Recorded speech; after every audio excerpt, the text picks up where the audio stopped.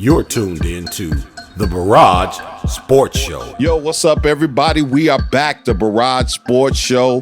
We have a hot show for you. The NFL is rocking. The NBA is rocking. I'm one of your hosts, Mike B, and I'm here with my son, Mike Burr. Mike Burr is in the building. We had a super producer, April T, on the ones and twos. We got a good show, and you know we have to start off with the NFL. We got to jump right into it. It is playoff time. The first round was rocking and rolling, the wild card. Now we're in the second round. You know, this is the game to get you to the NFC Championship game or the AFC Championship game, one step closer to the Super Bowl. So, Mike Burr, let's just get right into it. Who do you like? Who you want to start with? What teams you want to start with? You got the Rams versus the Packers. Ooh. You got the Ravens versus the Bills. Those are the Saturday games. You got the Browns versus the Chiefs, the Bucks versus the Saints. Those are the Sunday games. Who you want to start rocking with? I'm gonna let it be your choice today. Let's start with the first game. Let's go in order. The first game is Rams Packers on Saturday, and you got the 1 seed going up against the Rams, who they had a very convincing victory against the Seahawks. That Rams defense, there's a reason why they're number one's defense. Aaron Donald, he did get a rib injury, but he should be able to play. But the problem is on the other side of the ball, Jared Goff has an injury, has a thumb injury on his throwing hand, and it looked like it. You know, they couldn't really throw the ball. I don't know if that's gonna work against the Packers offense when you got Aaron Rodgers on the other side. They scored 30 points against the Seahawks. They beat the Seahawks 30-20. Yep. So even though Jared Goff was hurt, they put some points on the board. Yeah, they were able to run the ball, and they got a defensive touchdown as well. But look at Jared Goff's stats: 9 completions on 19 throws, 155 yards, 1 touchdown. So that they were able to shut the Seahawks offense down. So if they're able to shut the Packers offense down like they did the Seahawks, they're going to win this game because they can run the football and they can score on defense and special teams as well. But if they aren't able to completely shut down Aaron Rodgers and this offense, they're going to have a tough time keeping up. Yeah, that's true because the Packers have the number one scoring offense. The Rams have the number one scoring defense. So it's going to be a battle of wheels. Which number one scoring what is going to be the difference? Then you have a pair of first team All-Pros going head to head with the Packers wide receiver Devontae Adams going head up against the best cornerback in the league with the Rams, Jalen Ramsey. So that's going to be something big to look at. And he locked DK Metcalf up last week. Yeah, he did. He couldn't get much going, and he was getting frustrated. So this is a crazy matchup. You know, when you see the best defense going against the best offense, who comes out on top? Because that's what it's going to come down to. True. And we know the Green Bay, with that offensive line, you know, they're big, strong. They, you just have to give, just have to get, once they get leverage, they get anchored. They have a way they can take a game over. But you have Aaron Donald and the defense of the Rams. Aaron Donald is going for his 3rd straight NFL Defensive Player of the Year award. So that's going to be another interesting battle to watch. That traditional Packer, corn-fed or cheese-fed offensive line versus the Rams defensive line and Aaron Donald. Yeah. So let's get some score predictions. Okay. But you know what? No, it's one more thing I want to talk about too. One more before we get into score prediction. Also the weather. The Rams haven't played in a lot of bad weather. Yeah, they are from LA and they're going up to Wisconsin this weekend. I read something that said before Christmas the Rams had not played this year with a game temperature less than 60 degrees. Wow. And they've played a few games since. They played 2 games in Seattle with kickoff temperatures of 45 and 39 respectively. 7 times this year, the Packers are played with temperatures 38 degrees or less. Saturday's forecast calls for highs only in the 20s. Yeah, and it may even snow. It's definitely going to be cloudy, and it's a chance of snow. So you got to deal with that frozen tundra too. So before we get into predictions, I think that's something the Rams are going to have to deal with as well. It's going to be cold, and it might be snowy, and it might be wet. And the Packers have traditionally, as a team, always used that to their advantage. And that's a good point. But you can also look at it from the other way. If you got a quarterback that can't throw the football, it's better if you got a wet football, you got snow. It's going to limit Aaron Rodgers, but it's going to allow you to turn into a defensive game where you can run the football. And that's what the Rams are going to want to do this week. Okay, well, that's one way to look at it. But last time I checked, I've never seen Aaron Rodgers ever bothered by the weather, especially when it's the Bears, because sometimes we have some of the worst weather for Green Bay Bear games. And I promise you, he looks like a cyborg out there, even with the snow and the rain. So yeah. So for me, I know the odds are stacked against him. I know Green Bay looks good. But there's no way I'm rooting for the Packers. I got the Rams winning 28-24. Whoa. Will you say that again? I want to get you on record. Are you going for the upset? Yeah. So are you going with your head over your heart or your heart over your head? Is this personal? It's a little personal. You know, Aaron Rodgers has been embarrassing the Bears since he became the starter in Green Bay. He embarrassed us twice this season. You know, but I do think the Rams team have a chance because that defense, they were able to completely shut down the Seahawks, which also have a high-powered offense. True. They aren't the number one offense like the Packers, but Aaron Donald, one thing about Aaron Rodgers, if you can hit him, if you can bother him, that's when you have a chance. True. To take over. So Aaron Donald, I want him to have a big game. Jalen Ramsey, and I think they can run the football. I think Goff can do just enough. If they turn this into a defensive game, they can win. All right. Okay. I'm going to have to regrettably go with the Packers, man. Boo. They've been, in my opinion, from the start of the season to the end of the season, the best team in the NFC. And I don't see anything stopping them now, especially since they locked up home field advantage. I think that's going to be the difference of them pretty much getting back to the Super Bowl. So I have to go with the Packers. I say I give them 28-14. Maybe not the highest scoring game, but I just don't see them stopping Aaron Rodgers, that high-powered offense, number one scoring offense. And again, they're at home. They earned it. They've been the best all year. I don't see any reason they're going to slow down. All right, let's go to the next matchup. Who you like next? I'm just letting you flow today, Mike Burr. Who you want to talk about next? So the next game on the schedule, this is a good one. Okay. Ravens-Bills. Ravens-Bills. And Buffalo. All right. Yeah, this is a game I'm looking forward to watching. You got two rising stars in the league. Josh Allen had an impressive first playoff game. And Lamar Jackson finally, well, we say finally, it's only his third season, but he got his first playoff win. And he looked impressive. He made a lot of clutch plays. And just like we mentioned the weather factor with the last matchup, it's supposed to snow in Buffalo. Supposed to snow. Lamar Jackson has never played in the snow. Yeah, I heard that he never played in snow. That's going to be crazy. And that's a big adjustment. Your very first game on the road, playing a good team, and now you got to play in snow for the very first time. That's crazy to me. Yeah, you know, he's a Southern guy, grew up in Florida, went to Louisville, so and now he plays in Baltimore, which does get snow, but Buffalo's a whole different story. It may be up to a foot of snow. Yeah, Buffalo is snow. So that could really impact the game, just the way you call plays, the way you manage the game.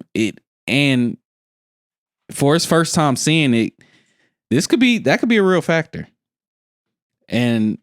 But what I saw from both of these teams was impressive. I think they're both good on both sides of the ball.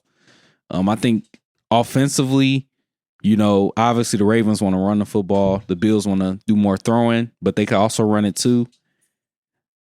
This is a tough matchup to decide on. It is. But one thing that's going to help Lamar Jackson with the snow, though, he's not a traditional pocket passer. He hasn't been a guy's whole career sitting back in the pocket throwing dimes. He's a runner. And like you said on the last segment, about the Packers and the Rams, when it is bad weather, then it does favor running more. Yeah. So I think he can, adjust to the snow a little bit more because he's not a drop back and throw, 50 pass attempts with 35 dimes anyway. So that can help him in this bad weather for the first time because he might just be forced to do a lot of running. Yeah, this is going to be interesting. This was the hardest matchup for me to decide because both of these guys were impressive in their first games. Both just picked up their first playoff wins. But I got to roll with Lamar Jackson. Okay. I want to see him keep the streak going. I think they have a great defense. They were all over the Titans. They shut down Derrick Henry. Yeah. And I think they're going to be able to contain Josh Allen, especially with the weather. That actually hurts the Bills because they want to throw the football. But they do want to throw, but Josh Allen is a very gifted runner too. Yeah, he is. He's not a Lamar Jackson runner, but he's as good as any young running quarterback in the league. And if he has to put the Jets on and do more running, he actually can do it. Yeah, he definitely can. But I think that helps the Ravens. They rather have him running the football than throwing it. Whereas the Bills, you rather have Lamar Jackson throwing than running. Yeah, that's true. So good point. I think, like I said, I'm rooting for Lamar Jackson. I want to see him get the W. I think he's gonna play a lot more loose, a lot more free. He got the chip off his shoulder, but those Bills are scary too. They are. So, but I'm rolling with Baltimore. I got them 28-21. Okay, I'm gonna roll with Baltimore too, and I'll tell you why. Did you know that the Ravens were just the third team in NFL history? They had 3 700-yard rushers this season. Wow. We know about Lamar Jackson. Dobbins ran for 805 yards, and Edwards ran for 723 yards. So that's a lot of rushing yards coming out of your backfield. And I think that's one of the weaknesses of Buffalo's defense is against the run. Mm-hmm. So I like Baltimore's strength against Buffalo's weakness. And especially if there is bad weather, especially if Lamar Jackson might be a little shook by the bad weather. So he might be forced. They might call a lot more run plays for him, a lot more of those run pass options. Mm-hmm. And when you have 700, 300-yard rushers coming into the game, I think they can take advantage of that. And then I like Baltimore's defense. They were flying around the field. They seem like they have a lot more energy right now. And so I'm going to continue to go with the Ravens because I just think they're on a roll right now. I think their confidence is high, and I think they could win this game 21-14. I don't think it's going to be a high-scoring game, even though you do have two teams with the potential to score a lot of points. But I think it's going to be a close game, but I like the Ravens to pull it out.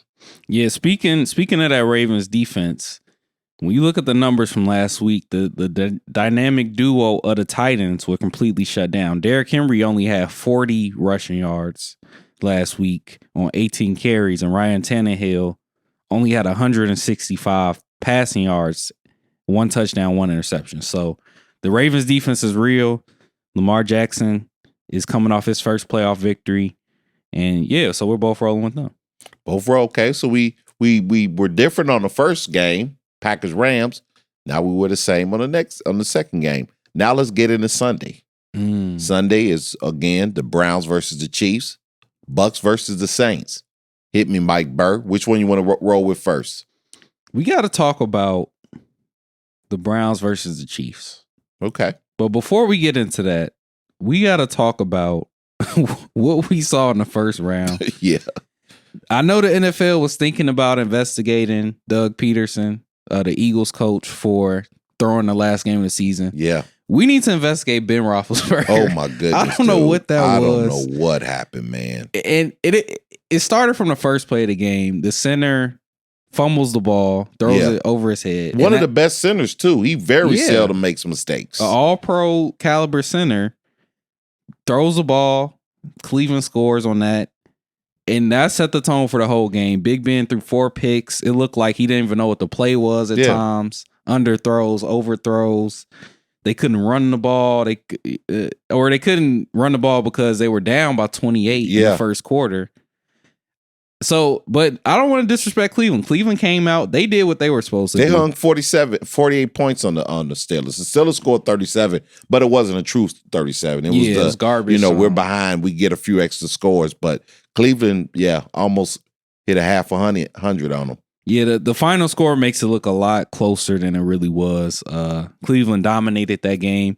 And with all the adversity, with all the, the COVID protocols and all that, I know the Steelers played a bad game, but you got to respect Cleveland. They came out, they did what they were supposed to do. And now they have a chance. This is a big test. They're going up against the number 1 seed. A lot of people think they're the best team in the league. They're the defending champs, the Kansas City Chiefs. Okay. So, man, it's going to be interesting because Cleveland, I didn't think they could beat the Steelers. Now, obviously, the Steelers didn't play Steeler football that we expected, but they still won. Okay. But I can't bet against Patrick Mahomes and these Chiefs. They had a week of rest. Really 2 weeks because they set mostly all their starters in the last game or the key starters. Yeah, so they're going to be fresh. They had a confidence. They're the defending champions.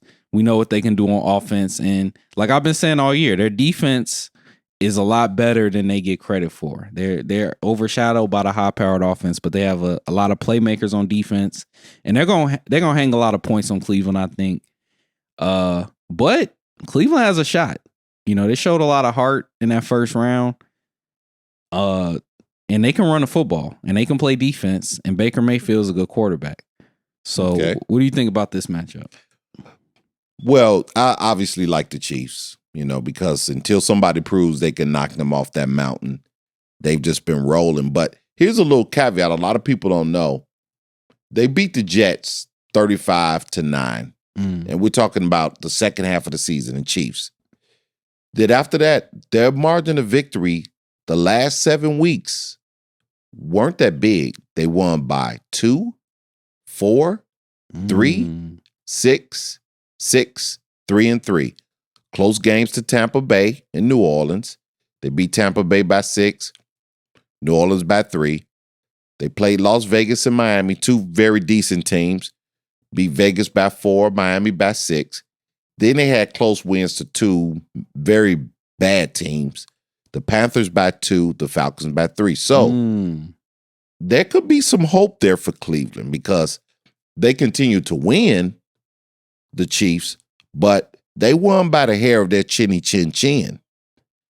And Cleveland right now, because they had to play their way in, they didn't have that rest period basically of the 2 weeks that the Chiefs had. So they're a hot team and their confidence is high. They had to beat the Steelers to get into the playoffs, and then they just clubbed the Steelers to keep moving on in the playoffs. So they're coming in with a lot of confidence. They're playing some good football. And, with Kareem Hunt, Nick Chubb, they're running the ball well. They really haven't opened up their passing game. Their defense is all around the field. And, the Chiefs, like I said, they've been winning, but they've been winning by the hair of their chinny chin chin. They haven't been running the football all that well. Patrick Mahomes pretty much has had to play some hero ball in the last 2 or 3 quarters of most of the games lately. Yep. So Cleveland has a chance. And I'm saying all of that to say this. I'm not picking them, no. I'm sorry. I just can't pick against the Chiefs. But I think it could be a little more interesting, at least, than what we might expect.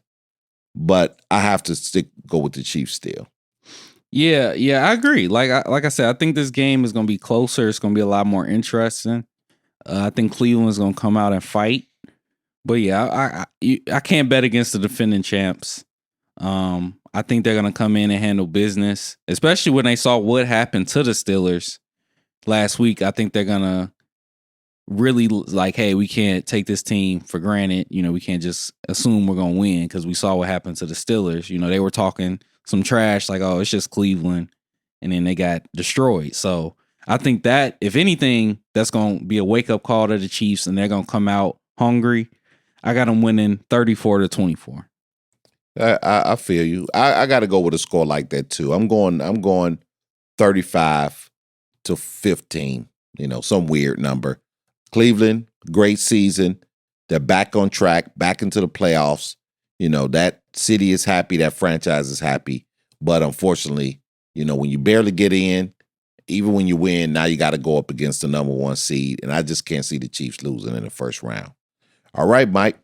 There's one more game left. Yeah, this is a good one. We got two Hall of Fame quarterbacks. Yeah. 2 of the greatest of all time. We got the GOAT and one of the GOATs, one of the top quarterbacks we've seen.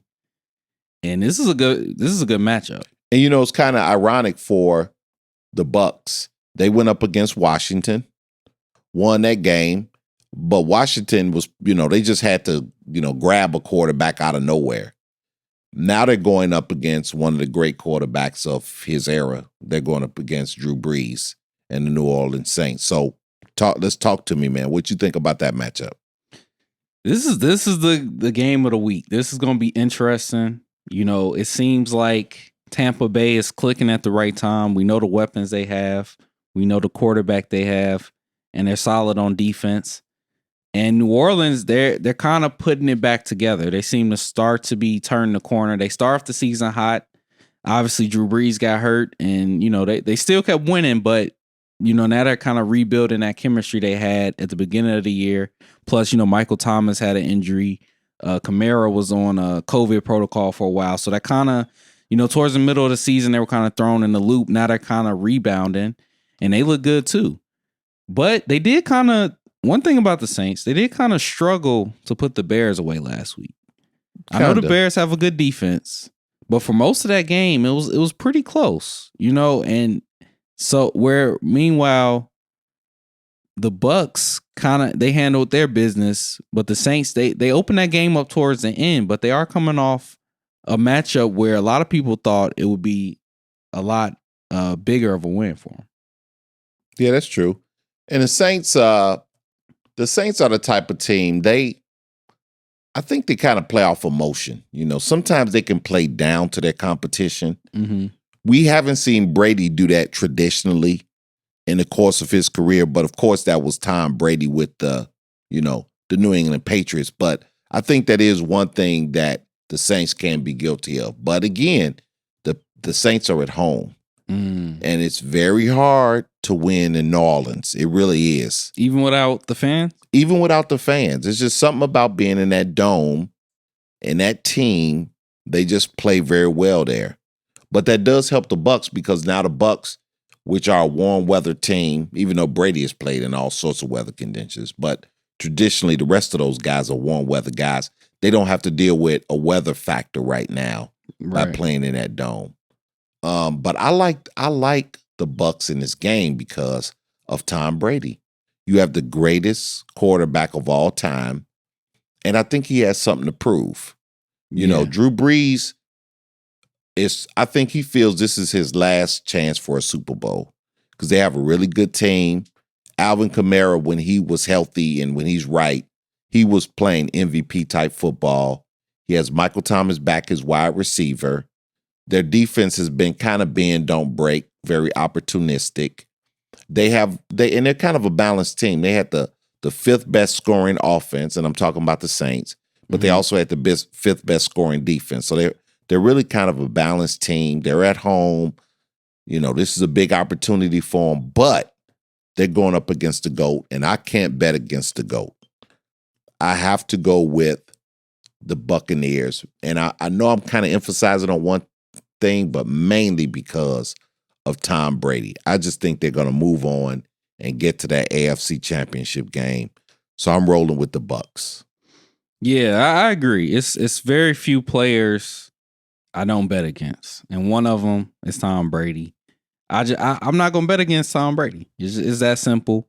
I know the Saints have a great team. I think it's gonna be a battle, but I believe that Tom Brady, like you said, he has a chip on his shoulder. He wants to prove he can win without Bill Belichick.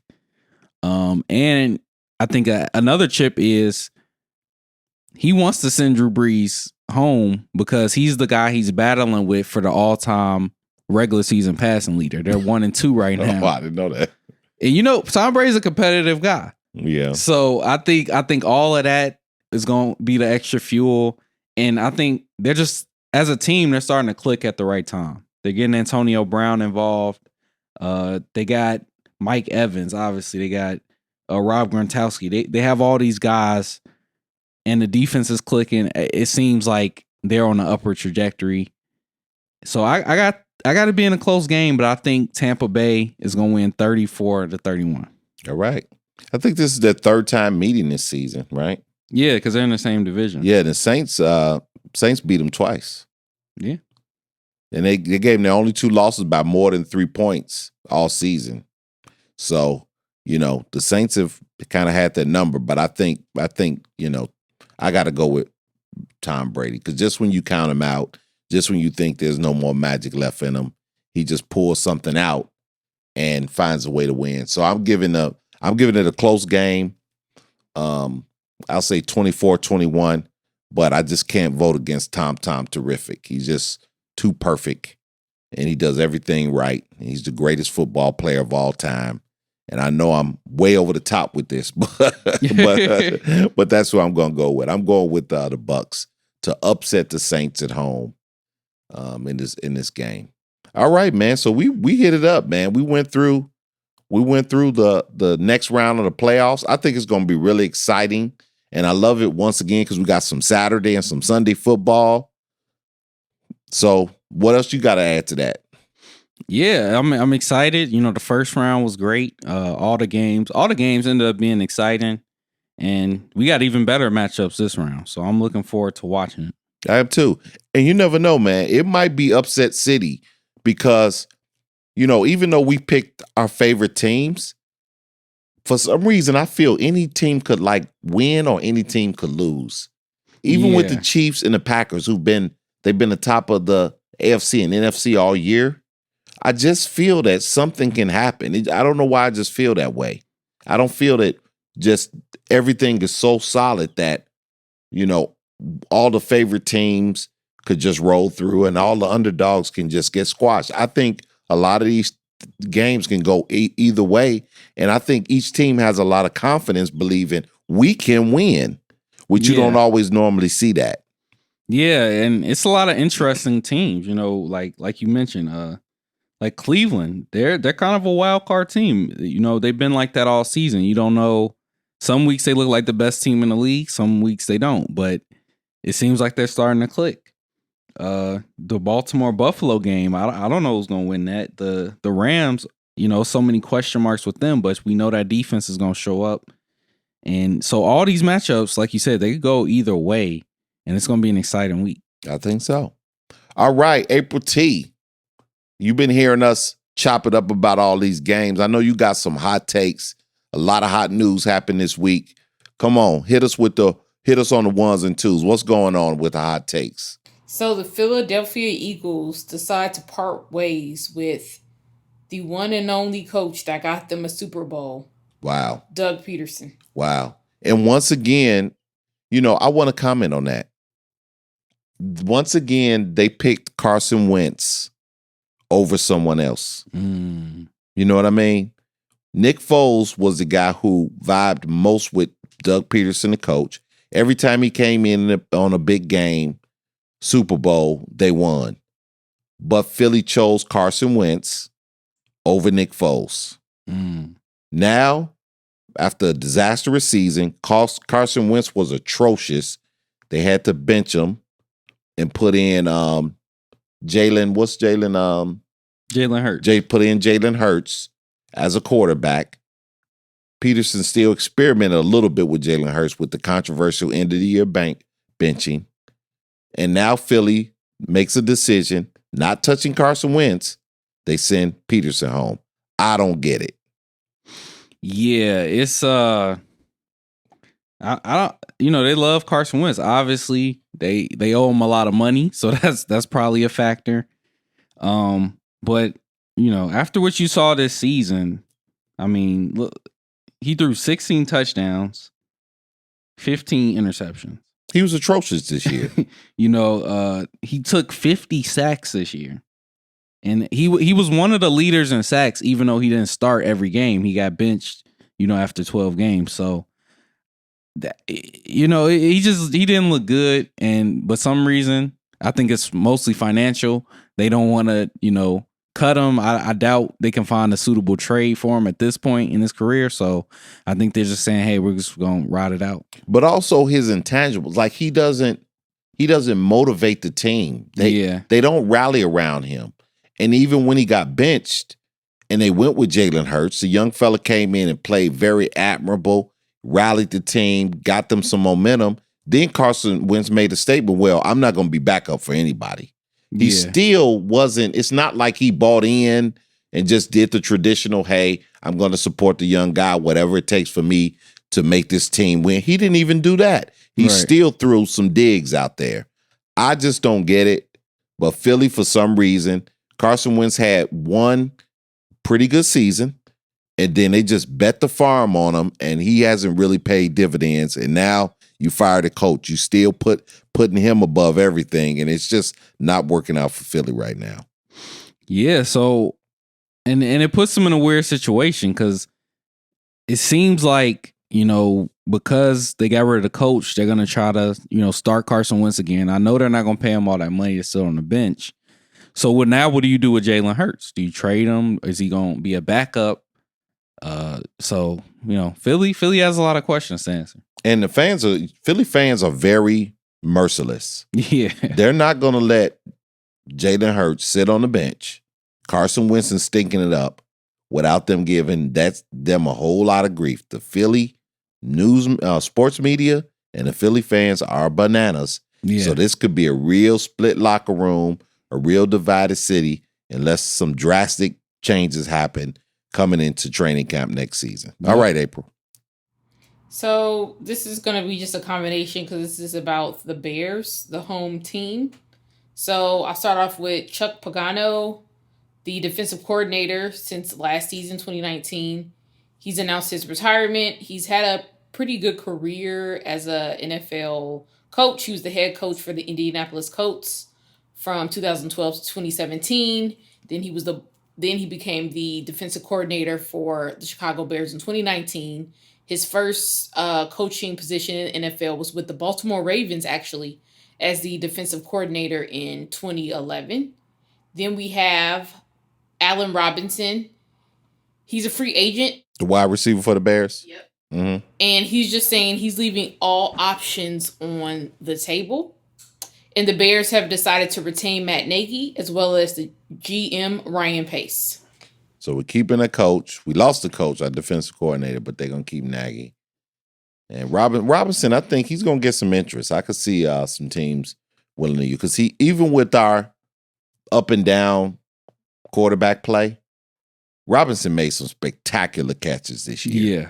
And I think if he gets in the right system with the right quarterback, he can be really effective. Maybe not a number one, but a solid 2 or very solid 3 with another team. I think he's going to get some pretty good interest. So I think it is in his best interest to keep his options open. And Chuck Pagano, hey man, had a great career, overcame cancer, the Chuck Strong campaign when he was with the Colts. So I'm glad he's, retiring, walking away on his own terms, and I wish him the best.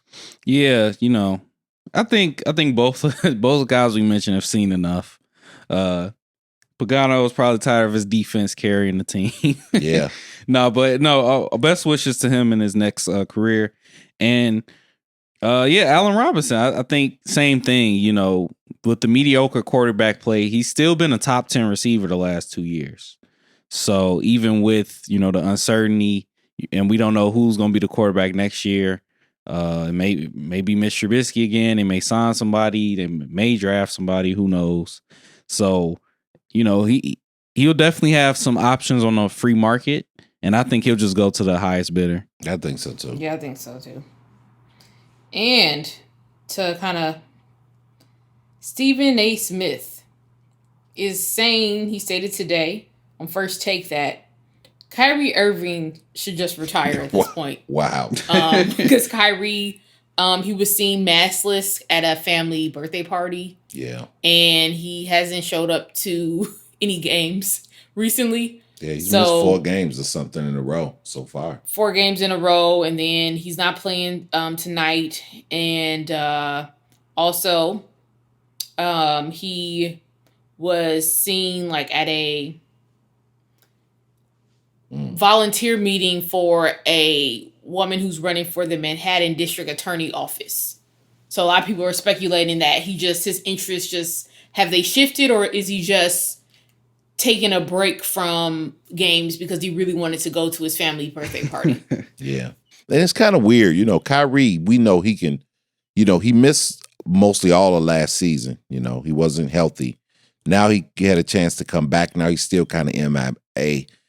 Is it the fact that now that he's back home, he's just too comfortable? Is it just too much going on outside of the court because now he's back where he wanted to be, back home, back near his family, back on the East Coast? Could that be the problem with Kyrie? Yeah, Kyrie's an interesting guy. Yeah, this is crazy. I can't remember a situation like this where, a player just leaves and in the middle of the season and doesn't really inform the team, and then, and they don't know when he's gonna come back, so this is weird. I hope it's nothing like serious going on, but from the stuff we're hearing, it just seems like he just wants to do some stuff outside of basketball.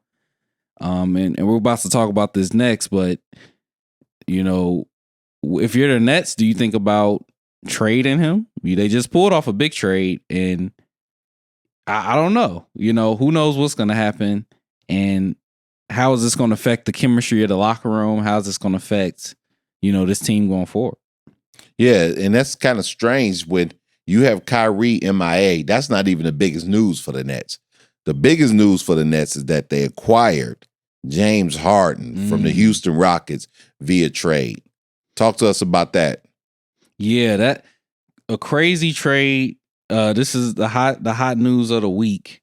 A 4-team trade. You got James Harden going to the Nets. The Rockets get Oladipo, Dante Exum, Kurucs. They got 3 first-round picks from Brooklyn, a pick from Milwaukee, 4 first-round picks. The Pacers, who are dumping Oladipo, got Karis LeVert and a second-rounder. And the Cleveland Cavs got Jared Allen and Taurean Prince. It's crazy they somehow found the Cavs and the Pacers to put in there, but yeah, they did a lot of willing and dealing to make this trade happen. And the crazy thing about this trade is the Nets really didn't give up that much. I mean, obviously, Karis LeVert is a great player. He's a good young player. Jared Allen is a great player. But that's it. They still got DeAndre Jordan, still got Dinwiddie, still got Joe Harris. They still got all the other guys. So they still got all their role players. They still got the 2 other superstars in Kyrie and KD. So the Nets, this is one of the best trades I've seen. I mean, they gave up a bunch of first rounders, but they leveraged a lot of they did first round swaps in 21, 23, 25, 27, and they gave up first rounders for 2022, 24, and 26. So they basically leveraged everything with a few other teams, and just they leverage all of their early draft picks for through 2027, basically. Yeah. But to get a guy is a proven perennial all-star, probably MVP, future Hall of Famer, draft picks, okay, that's fine. And to have a legitimate big 3 of 3 of the best scorers we've seen in the history of basketball, I thought they really won this deal. I mean, I thought they would have to maybe put Kyrie in a trade or put like all of their bench, give up all their role players and just have the big 3. But they gave up Karis LeVert and Jared Allen. and a bunch of first round picks. But I think they really won this deal. But I think what's going to hurt the Nets, though, their 3 best role players won't be on the bench now because Dinwiddie's hurt, Karis LeVert, and Jared Allen. Those were their 3 best role players. Yeah. So I think they're going to feel that. But in all due respect, you do bring in a Hall of Famer, one of the greatest scorers we ever seen in James Harden. But with that being said, 3 guys, and we've talked about this before, only one basketball. Yeah. Can Steve Nash, the inexperienced coach, and can these guys make that work? Yeah, because right now Kyrie is out, so it's just Harden and KD. Right. And that's another question mark. When is Kyrie going to come back? Because they're going to need time to figure it out. So the longer Kyrie stays out, Harden and KD, they obviously played together in OKC, but it was a different situation. KD was a superstar. Harden was coming off the bench back then. Now they're both superstar status. Harden loves to dribble the air out the ball. KD likes to play with the ball in his hands. And then when Kyrie comes back, he likes the ball in his hands. Kyrie has really been over dribbling this year. Yeah, so do they just take turns? That's a lot for Steve Nash to figure out. And then chemistry-wise as well with this situation, you got to control all the egos and make sure everybody's happy. So they're going to be the best team on 2K. I'll put it like that. Yeah. This team on 2K is going to be unstoppable. Gonna be nasty. But I just, we'll see what happens. They got a lot of question marks. Obviously got a ton of talent, but how is this really going to work when you're trying to win playoff basketball games? But I will say this. Here's a bright spot. James Harden turned down the biggest contract in one of the biggest contracts in NBA history. They were going to give him a 2-year extension for $100 million. He turned down that. The Houston Rockets. He didn't want that bread. So at least you are getting a guy. When you turn down that type of money because he really did one out and he wants an opportunity to win a championship, there is some sincerity there. Yeah. And he has $100 million behind him in the rear view to prove that. So I think that's going to help because you have a willing participant in James Harden who wants to be there, wanted this fresh opportunity.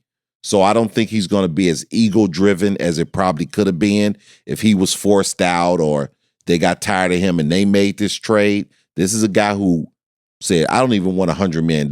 I want something new and fresh. So I think he's going to have a really good mentality. Like, look, KD, Kyrie, I want to make this work. I want to be here. I want to play winning championship basketball. And then another, that's a good point, but another issue I'm seeing is the Nets, they start off the season hot, but they're 7-6 right now. They're towards the middle of the pack in the East. Yeah, they've been very inconsistent. And the big problem has been defense. We know they could score, but who's going to play defense? Kyrie is not a all-pro defender. Harden has been known to slack off on defense. KD is a underrated defender. He's a really good defender, actually. But when he wants to be. Yeah, exactly. He can shut you down, man. But he's not I agree. But he hasn't shown that same tenacity this season. And obviously you got Steve Nash coming from Mike D'Antoni. That's been the problem with all of Mike D'Antoni's team is lack of defense. True. Steve Nash was never a great defender when he played. So we know they're going to put up a lot of points and they're going to have a lot of highlights, but are they going to really commit to defensive end? Who's the leader of the team? Who sets the tone? Who takes the last shot? It's a lot of questions they got to answer. Yeah, that's true. How do you make it work then? Let's go hypothetical. Let's say we were the GM. So now we're the GMs. And for all our winners out there listening to the podcast, we want you to think about it too. And April T, I want you to chime in on this because, you like the Nets and you thought the Nets could win it all. And now they have Harden. So we want to hear what you have to say about this too. So let's say you were the GM and now you got Harden, you got Durant, you got Kyrie, you got this all-star big three studded team. What would you say? How would you set the tone as a GM to help them win? We're going to start off with you, April T, because I want to pull you in because this is technically your squad. I would, as a GM, and you have all that talent and a great, what we would think, hopefully he'll be a good coach. We'll see this season. But, with what Kyrie's decision he made and James Harden, he's been known to party and then miss some games. And it's COVID, so it's a little different than a regular season. I would have to stress to the coaching staff and to the players that this is still business. This is still your job. You get paid to play basketball. So I would have to have like a no nonsense attitude just to kind of keep them humble, because it's no way with a team like that they shouldn't make the championship. We should see them playing LeBron, and they should win with the lineup like that. But we got to control the egos. We got to control it. They have the right to take time off, but without any type of communication, at least from what we know, no communication with the team. The team doesn't even know when Kyrie expects to come back. True. We have to get that in line. Not saying you can't go to the birthday party. They have the right to take days off, but you have to communicate that. Yeah. Harden, if you want a party, you don't want to miss little baby's next, stripper event. You got to put your schedule around because you get paid to play. Wow. So your philosophy, you'll come in and set the tone, basically. Yeah. You're going to drop the hammer. Yeah, I think that's what needs to do, so it won't be like a Clipper situation where they just kind of let them do anything, and you saw how that ended up. There's no way they should have lost to the Nuggets last season. Okay, all right. April T in the building. Mama T right now. All right, Mike Burr, what would you do? GM, how would you get this team set now that you got this, you made all these deals and have all this talent? Well, if I'm Steve Nash, I'm calling the Zen Master Phil Jackson. If it's anybody that knows how to manage egos, he dealt with probably the greatest ego of all time, Michael Jordan, Dennis Rodman, Pippen, all the characters on the Bulls team. So that's Kobe. What you have to do. You have to allow. You notice he didn't say Kobe, y'all, about egos, but that's okay. He ain't gonna talk about his man, but go ahead. So what you have to do, you have to allow the players to be themselves, but you have to have a structure. And you have to, the same thing, like Phil Jackson's greatest invention was the triangle offense. We're implementing the triangle offense. Tex Winter, his assistant coach. Yep. So it allowed Jordan to be Jordan, but it kept the other guys involved, and it took pressure off of Jordan and allowed the others to score. So you have to figure out some offense. Say, I got three guys that like to dribble the ball, but I also got these role players that could hoop and shoot and score and dribble too. We have to commit on defense. So I think that's where it starts. You have to set the tone on defense first and foremost, and you have to devise an offense, whether it's some type of pick and roll system or you got to go in the history books, and I don't think there's ever been a team like this. True. And you have to find a way to keep them happy, but like April said, you have to keep them disciplined and in structure and order. And that's, I don't know exactly how you do that, but I would probably watch a lot of film, call up Phil Jackson, and see what offense could you implement and how to get these guys to buy in on defense. I like that. I mean, hey, if you want to be the best, you might as well hear from the best. Phil Jackson, the most successful head coach in NBA history. So that'd be smart. So, yeah, for all you winners out there, we want to hear from you guys too. Hit us up in the comments. Throw some information out there. We want to hear what you guys think too about how would you manage this Nets team. Now, if I'm the GM, what would you do? The first thing I would do is I would meet with the big three. I would meet with the big three. Why horse around? I want to hear what they have to say. Not talking in the media, not talking in the locker room, not whispering behind each other's back. We're men. Let's sit down. Let's have a conversation. Yeah. Because I would have to know where their heads are at. Because you do have 3 future Hall of Famers. 2 of the 3 are champions. 2 of the 3 are MVPs, scoring champs, all the accolades you can name, perennial all-stars, perennial all-pros. So let's see where we are. I want to hear what you guys have to say. Yeah. So that's the first thing I would do. I would meet with the big 3, and I would say, talk to me. What's your opinion? How do you feel? how we're going to make this work. Who's the man? Because you got to know. And everybody got to be on the same page. And if you could get them three talking, get the communication, iron some things out, then it'll trickle down to the rest of the team. Yeah, I think that's a great idea. Start the communication off early, get those three guys in the same room. And I think you will have to do that throughout the season. Yeah. And make sure you're always on the same page, because we know definitely Kyrie and KD, they've been, they had their moments with the media and everything. So I think that's very important. Yeah. But okay. And so now I ask you guys and let me know. Are the Nets better with this trade? The same or worse? April T. I think they're better. Because I think that, Kyrie, Harden, Kevin Durant, they're all team players. So I don't think we'll have to worry about like conflict in terms of like who wants to be like the man of the team. I think each of them are going to respect each other and everything like that. So I think they're definitely better. I mean, it's Harden. Like, who wouldn't want Harden? This is kind of reminding me of like how Golden State was in, 2017, 2016. So. Okay. Mike B. I think they're definitely better when you add, another future Hall of Famer. You got better. But like I said, I think they got better, but they added more question marks that they have to figure out. They already had a lot with everything going on, but now they have even more questions they have to answer. And, they're going to be good on 2K, but how is this going to work in real life? Yeah, I think they're better too.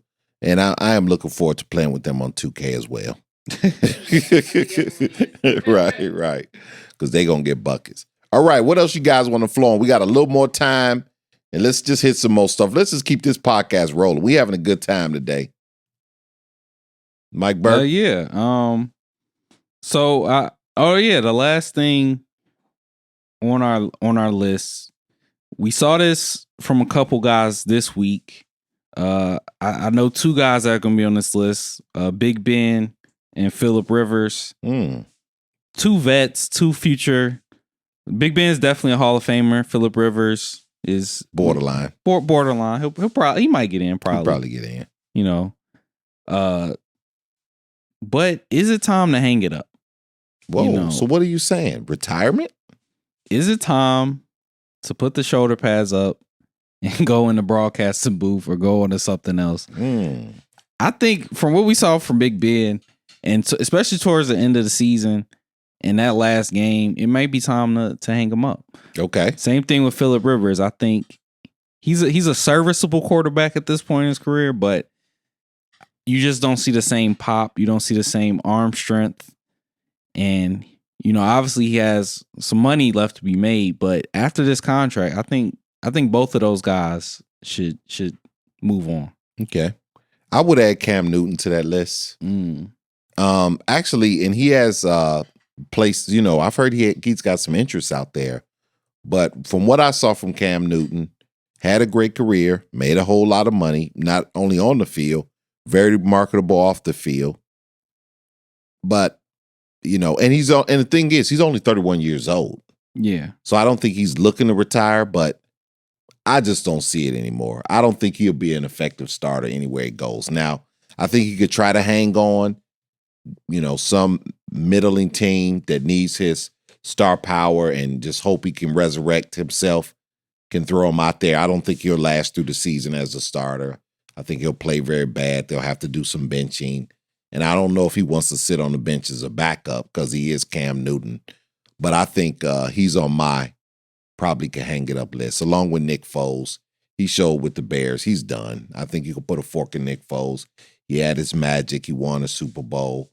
But I'd like to see him in the broadcast booth as well. I don't know if Nick Foles can ever get back to being a starter and a consistent quarterback in the NFL anymore. Now, was that just Nick Foles looking bad, or was it just because our offensive line was going through a rough spot in the middle of the season? I agree. But even when he had opportunities, he just didn't look good. I don't know if he will ever be a starter I mean, because he was always kind of a sometimes starter, sometimes not starter guy.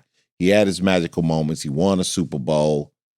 But I can't ever see him getting to the point where he'll be a consistent, stable quarterback for a franchise at this point. Yeah. And I think there's one more guy we got to add to this list. Who? Mitch Trubisky. I've seen enough. Whoa.